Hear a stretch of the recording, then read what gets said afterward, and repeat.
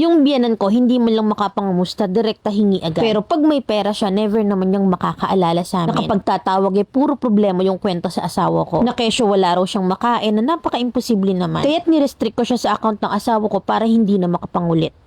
Year 2019 nang maging kami. Nag-aaral kami ng senior high at magkaklase pa. Nang patagal ng patagal ay pumupunta na rin siya sa amin at sinasama na rin niya ako sa kanila para ipakilala sa family niya. 19 ako that time at siya naman ay 21. Habang tumatagal ay may nakakarating sa akin na kwento na kung ano-ano raw ang pinagkakalat ng nanay ng boyfriend ko. Na kesyo ayaw ko na raw kumawala sa anak niya na hindi pa naman mag-aasawa na kesyo may pangarap pa. Doon pa lang napaisip ako na may pagkamosang tong nanay ng boyfriend ko at magaling mag-imbento ng kwento. Samantalang yung boyfriend ko naman yung punta ng punta sa bahay at once lang ako sumama sa kanila. Yun lang yung time na gusto niya akong ipakilala. So hinayaan ko na lang kasi sabi ko baka hindi naman totoo. And sinabi ko rin naman yun sa boyfriend ko na ganun nga na may nalaman ako. Sabi niya wag daw akong maniwala kasi hindi naman daw yung nanay niya ang pakikisamahan ko kundi siya. Hanggang sa gumraduate na kami ng senior at hindi na ako nag-college at siya rin naman. Year 2021 ay nag-decide ako na mag-work sa Manila. At sinabi ko sa boyfriend ko na mag-work na muna ako. Pero yung totoo ay gusto ko na munang lumayo sa kanya dahil sa mga kwentong nalalaman ko na pinagsasasabi ng mama niya. Ayaw niya na tumuloy ako kaya after ilang month lang ay sumunod siya sa akin. Pero sa Pampanga siya na-assign bilang security guard at ako naman ay sa Makati. Akala ko matatapos na yung chismis ng nanay niya, Diyos ko mas lalo pang lumala. Na kapag hindi pala nagpapadala yung boyfriend ko sa nanay niya ay ako yung sinisisi. Na kesyo raw napupunta sa akin yung sahod ng anak niya na imbis ay sa kanya ipadala. Na sa totoo lang ay nising ko wala akong nahawakan sa sahod niya. Na kasi nga girlfriend pa lang naman ako that time at wala pa akong karapatan. Tsaka hello, may sarili akong pera. Na mas lalong hindi ako ganun sa pera lalo na't jowa ko pa lang. At never talaga akong humingi sa kanya. Hanggang sa lumala yung chismis na kesyo nagsasama na raw kami at baka raw buntis na ako. Na which is wala namang katotohanan. At ang nagpapaabot sa akin ng mga chismis ng mama niya is yung asawang panganay ng kapatid ng boyfriend ko. Nabilas kong tatawagin. September 2022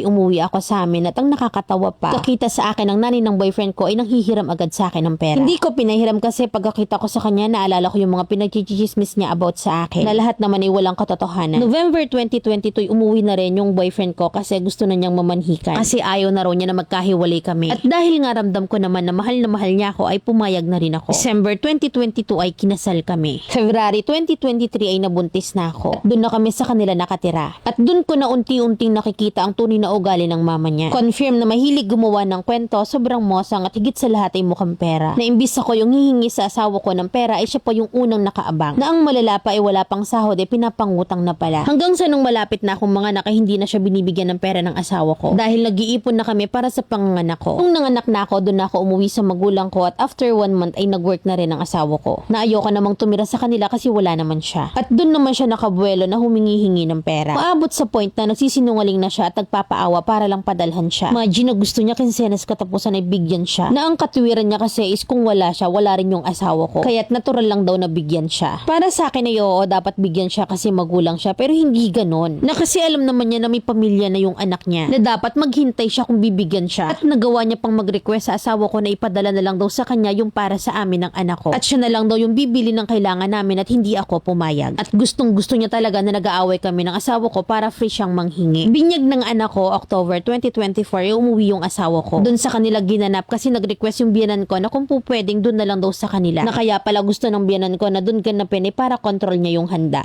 In short, tinago niya yung ibang handa na ayoko na lang ikwentong lahat kasi I know na nakakahiya. Then after nun, bago bumalik yung asawa ko sa Manila ay nag-usap kami. Na kumuha siya ng mauupahan para makasama na kami ng anak niya. At yun lang yung way para hindi na umabuso yung nanay niya at para hindi na rin kami nag-aaway. Na dahil lang sa panay sulsol ng nanay niya. December 2024 nang lumuwas kami ng Manila ng anak ko at until now ay dito pa rin kami sa Taguig nangungupahan. Tahimik kami pero yung nanay niya ganun pa rin. Na kapag hindi kami nagpapadala ng pera ay chinichismis kami ng asawa ko. Na kahit yung asawa ko na mismong anak niya ay chinichismis rin pag hindi siya nabigyan. Ang gusto niya kasi kinsenas katapusan na walang paltos. Na hindi naman yun po pwede kasi may budget din kami at mga bayarin. Natatawag lang siya pag hihingi ng pera na hindi man lang mga musta. Na direkta hingi agad pero pag may pera siya ay never naman siyang makaalala sa amin. Kahit nasa work yung asawa ko ay tawag siya ng tawag para sa pera tapos puro problema yung kwento. Na kesyo wala raw siyang makain na napaka-imposible naman dahil binibigyan din naman siya ng iba niyang anak. Ngayon ang naisip kong way ay i-restrict yung binan ko sa account ng asawa ko para hindi na siya makapangulit. Nag-friend request siya sa akin pero pero hindi ko siya ina-accept. Nasaka ko na lang siya i-unrestrict kapag may ibibigay na kami. Mamilan, masama ba akong manugang dahil sa ginawa kong pag-restrict sa mama niya? Na kasi dagdag stress lang eh. Naawa na rin ako sa asawa ko kaso wala eh, ganun talaga yung nanay niya. Sana mabasa mo yung kwento ko. Letter sender,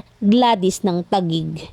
Sa simula pa lang naman kasi nagkalamat na kayo eh. Dahil sa kasusul-sul sa'yo ng bilas mo. Na wala kayong naging chance ng biyanan mong maging okay kahit sa unang meet up pa lang. Alam mo, nalulupitan ako sa bilas mo eh kaysa dyan sa biyanan mo. Taong bahay ba yan? Kasi reporter as in. Huwag kang papakatiwala dyan ha. Tama na yung uso ng biyanan mo eh kahit hindi magkadugo. Na dapat ang una mong gawin, lubayan mo yung bilas mo na daig pang broadcaster ng dalawang malaking channel. Sa tanong mo kung masama ka, hindi naman kung talagang abuso na. At kung may iba pa palang anak na aasahan, pag-usapan nila ng mga anak ang sitwasyon ng ina. Wala ba silang GC or ako pa yung gagawa? Siyang ganyang klase ng biyanan na mukhang pera ka mo. Na chismosa pa na hindi natigil kakayaw-yaw. Pera lang talaga yung makakapagpatahimik dyan. At ipaliwanag nyo rin yung side nyo. Kung panay ang daing, edi daingan nyo rin. Na kung kaya niyang dumaing ng 5 beses, edi gawin mong 6 yung sayo. Na dapat yung goal mo, mas lamang ang problema nyo sa kanya. Ewan ko lang kung hindi pa mauma yan.